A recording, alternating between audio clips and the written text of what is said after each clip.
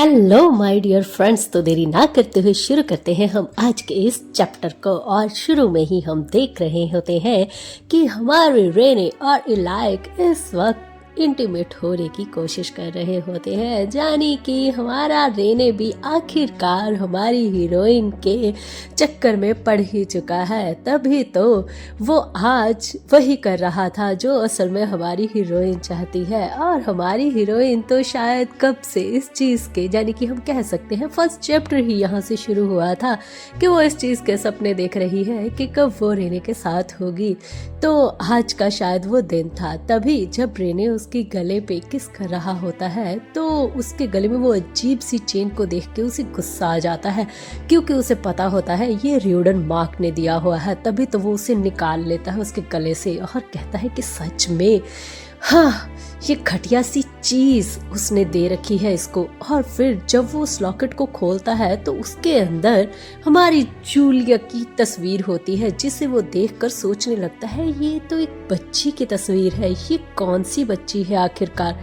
और फिर वो अपने दिमाग के घोड़े ज्यादा नहीं दौड़ाता और उस चेन को वो एक साइड पर फेंक देता है और हमारी हीरोइन की तरफ देखते हुए कहता है कि देखो, मैं तुम्हारी नज़रों में गलत नहीं बनना चाहता और ना ही मुझे उससे कोई प्रॉब्लम है, पर हाँ इस वक्त मुझे ये चीज़ें बहुत ज़्यादा तंग कर रही हैं, इसलिए मैं इसे फेंक रहा हूँ। और हमारी हीरोइन कुछ सोचते हुए कहती है कि हाँ, मुझे कोई प्रॉब्लम नहीं है, तुम्हारा जो मन करता है तुम कर सकते हो। और ये सुनकर हमारे हीरो बहुत खुश हो जाते हैं। और फिर जो अभी तक हमारी हीरोइन को किस कर रहे थे वो अपनी शर्ट को ओपन करने लगते हैं और हमारी हीरोइन उसे इस तरीके से देखकर एकदम से चकाचौंध रह जाती है, क्योंकि हमारे हीरो रेने के इतने एब्स बने हुए हैं। मतलब कि ये जिम कब जाता है, ये तो कोई सीन है ही नहीं चैप्टर में, तो इसकी बॉडी इतनी अच्छी कैसे हो सकती है। और यही बात हमारी हीरोइन भी सोच रही होती है। तभी तो उसके गाल और भी ज्यादा लाल हो जाते हैं और उसकी धड़कनें तेज हो जाती हैं और हमारे हीरो बड़े ही प्यार से उसे गले लगाकर उसे किस करने लगते हैं और हमारी हीरोइन भी बहुत अच्छे से उसे प्यार करने लगती है। और फिर देखते ही देखते हम भी देखते हैं कि हमारे रेने थोड़ा आगे बढ़ने की कोशिश करता है और जब वो उसका पैर उठाता है तो हमारी हीरोइन एकदम से डर सी जाती है और फिर वो कहती है रेने एक मिनट। रेने को लगता है कि इलाइक बस यूं ही जानबूझकर कुछ कहना चाहती है, मगर वो सच में घबरा गई थी। तभी तो वो अपनी आंखें बंद करती है और कुछ सोचते हुए धीरे से फिर कहती है रेने रेने प्लीज रुक जाओ। और ये बोलकर वो रेने को पीछे की ओर धक्का देती है। और जब रेने को धक्का पड़ता है तो उसे समझ में आता है कि शायद उसने कुछ गलत किया और फिर वो उसे गौर से देखने लगता है और कहता है कि क्या हुआ, कोई प्रॉब्लम है, तुम ये नहीं करना चाहती। हाँ, मुझे कोई प्रॉब्लम नहीं है, अगर तुम मना करोगी तो मैं इससे आगे नहीं बढ़ूंगा।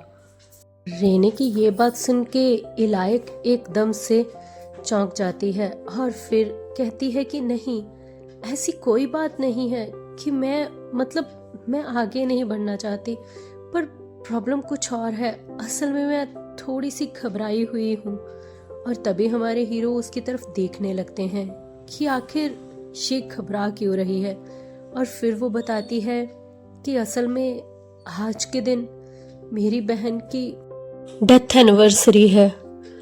कुछ साल पहले वो बचपन में गुजर गई थी और आज मैं सीधा वहीं से यहाँ पर आ रही हूँ।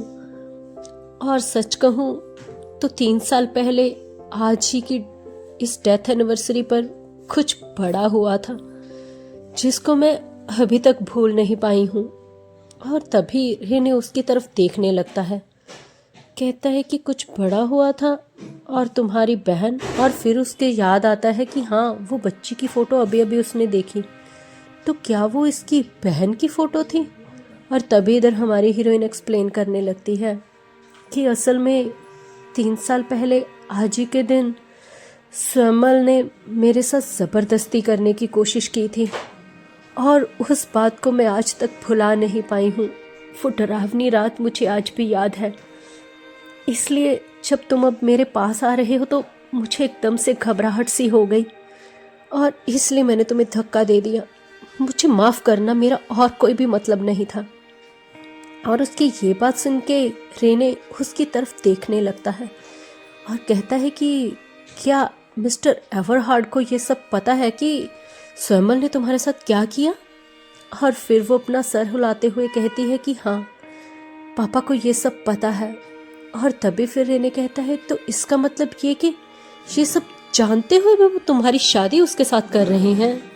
और ये बात सुन के इलायक अपना चेहरा साफ करते हुए कहती है कि तो और मेरे जैसी लड़की के साथ शादी कौन करेगा जो इतनी टूटी हुई हो। और रवि रेने कहता है तुम अपने बारे में ऐसा कैसे बोल सकती हो, तुम्हें ऐसा नहीं कहना चाहिए। तो इलायक कहती है मैं बचपन से ही निकम्मी रही हूँ, पढ़ाई में मैं बिल्कुल ज़ीरो थी, मेरा मन नहीं लगता था, न गाने में न डांस में, किसी भी चीज़ में मैं परफेक्ट नहीं थी।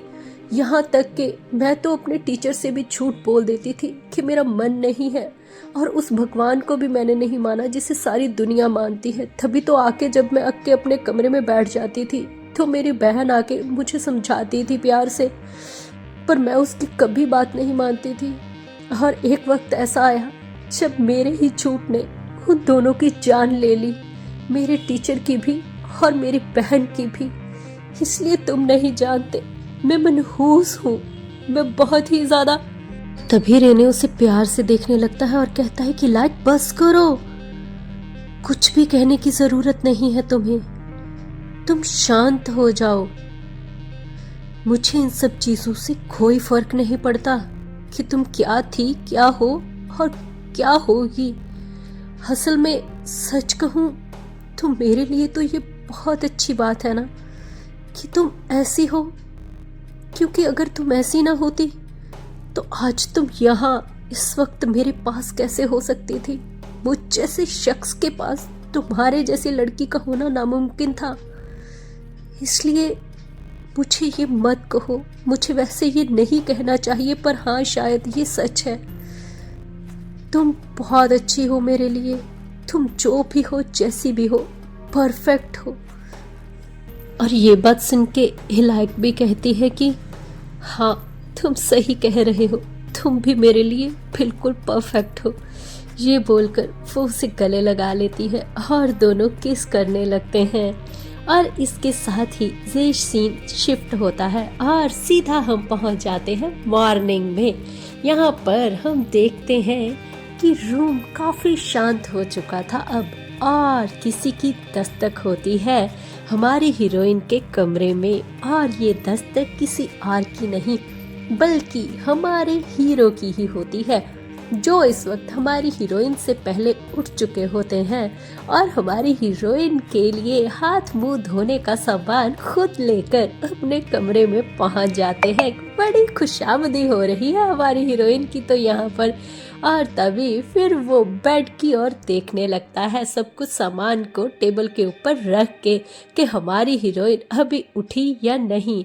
और हम देखते हैं कि इलायक तो बहुत ही ज्यादा गहरी नींद में इस वक्त सो रही होती है। और हमारे हीरो की आवाज सुन के कि इलायक, वो एकदम से आंखें खोल कर कहती है और तभी फिर हमारे हीरो बड़े ही स्टाइल के साथ उसके पास आकर खड़े होते हैं और कहते हैं कि और मैडम, क्या आपको रात को नींद अच्छे से आई? और हमारी हीरोइन जो कि बेचारी अभी तक नींद में ही थी, अपनी आंखों को धीरे धीरे से खोलते हुए उसकी तरफ देखने लगती है और कहती है हाँ।